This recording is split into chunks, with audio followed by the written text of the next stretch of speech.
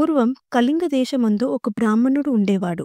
అతనికి సుశీల అను ఒక కూతురు కలదు.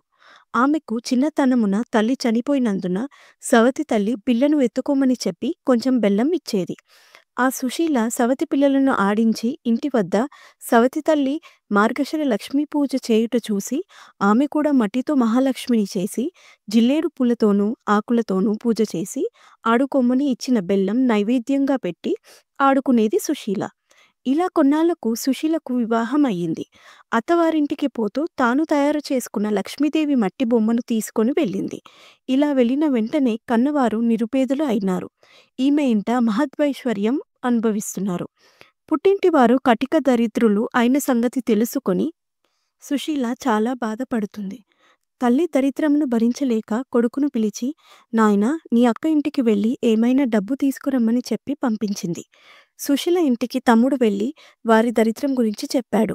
దరిద్రమును తెలుసుకున్న సుశీల ఒక కర్రను దోలిపించి దాని నిండా వరహాలు పోసి అతనికి ఇచ్చింది.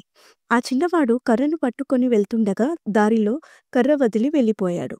ఆ కర్ర ఎవరో తీసుకొని వెళ్ళిపోయారు.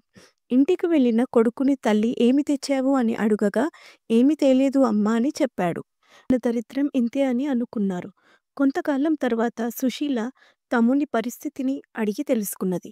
వారి దరిద్రంలో ఎటువంటి మార్పు రాలేదని తెలిసి ఒక చెప్పుల జత తెప్పించి వాటిలో వరహాలు పోసి కుట్టించి వాటికి గుడ్డ చుట్టి తమ్మునికి ఇచ్చి అది తీసుకుని వెళ్ళి తండ్రికి ఇవ్వమని చెప్పాను. సరే అని తీసుకుని వెళ్ళి మార్గం మధ్యంలో దాహం వేసి ఒక చెరువు గట్టు మీద చెప్పుల మూట పెట్టి నీరు త్రాగి వచ్చేసరికి ఎవరో వాటిని తీసుకొని పోయారు. జరిగిన విషయం తల్లికి చెప్పాడు. తల్లి జరిగిన దానికి బాధపడి మన దరిద్రం ఇలాగెందుకు ఉందో అని బాధపడింది. మరలా కొన్నాళ్లకు కొడుకును పంపిస్తూ ఈసారి అయినా జాగ్రత్తగా తీసుకురమ్మని చెప్పింది. అక్కకు పరిస్థితిని ఇదివరకు ఉన్నట్టే ఉందని చెప్పాడు. అప్పుడు సుశీల ఒక గుమ్మడి పండు తెప్పించి తొలచి దాని నిండా వరహాలు నింపి ఆ పండు అమ్మకు ఇమ్మమని చెప్పింది.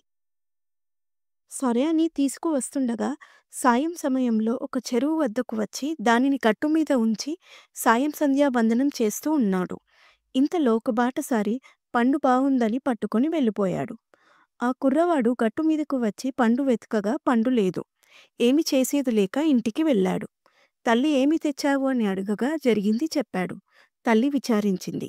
కొన్నాళ్లకు తల్లి ఇంటి దగ్గర పిల్లలను ఉంచి కూతురు దగ్గరకు వెళ్ళింది. తల్లిని చూసి సుశీల వారి దరిద్రమును తెలుసుకొని చింతించి మార్గశిర లక్ష్మీవారం నోము నోచమని ఐశ్వర్యం వచ్చునని తలిచింది. అమ్మా, ఈరోజు మార్గశిర లక్ష్మీవారం, నోటిలో ఏమి వేసుకోకు, మనం వ్రతం చేసుకుందామని చెప్పింది.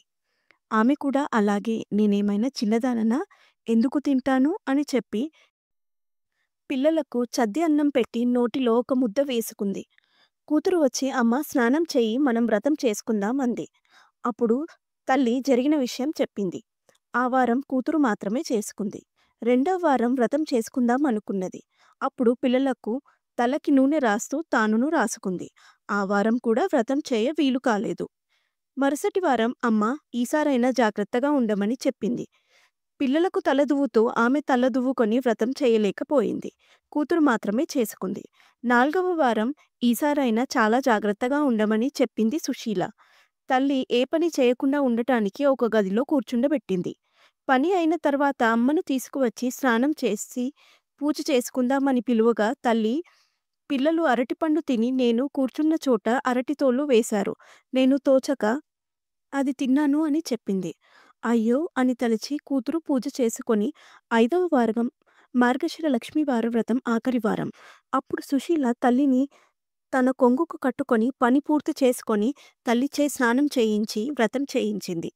పూర్ణ కుడుములు తల్లిచే నైవేద్యం పెట్టించింది. కాని మహాలక్ష్మి దూరంగా వెళ్ళిపోయింది. ఏమి అమ్మా అలా వెళ్ళిపోతున్నావు అని అడుగగా, నీ చిన్నతనంలో నీవు బొమ్మలతో ఆడుకుంటుంటే మీ అమ్మ చీపురుతో కొట్టింది, అందుకే అని చెప్పింది. అప్పుడు తన తల్లి చేసిన దానికి క్షమించమని ప్రార్థించింది. మళ్ళీ నీ తల్లిచే వ్రతం చేయించమని అదృశ్యమైంది మహాలక్ష్మి. సరే అని మొదటి వారం పులగం, రెండవ వారం అట్లు, తిమ్మనం, మూడవ వారం అప్పాలు, పరమాన్నం, 4వ వారం చిత్రాన్నం, గారెలు, పుష్యమాసంలో మొదటి వారంలో పూర్ణ కుడుములు వడ్డించి తల్లిచే నోము చేయించింది. గదా అక్షింతలు తల మీద వేసుకున్నారు.